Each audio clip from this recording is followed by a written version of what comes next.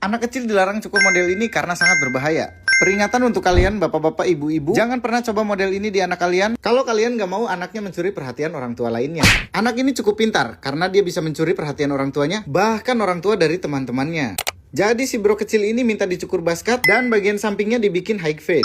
Ingat bapak-bapak, ibu-ibu, jangan pernah bilang cepak abri ataupun 3, 2, 1 aja. Nanti anaknya gak keren dan akan trauma, gak mau dicukur lagi. Dan buat kalian para barber pemula yang mau tahu cara gue mencukur, kalian cukup perhatikan baik-baik video ini karena step by stepnya di sini gue record semua. Potongan selesai, gue tanya si bro kecil dulu.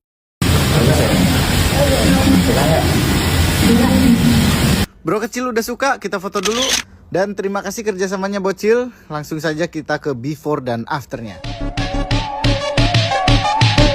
Terima kasih yang udah nonton. Sekian konten gua hari ini. Semoga bermanfaat. Jangan lupa follow dan sampai jumpa di konten berikutnya.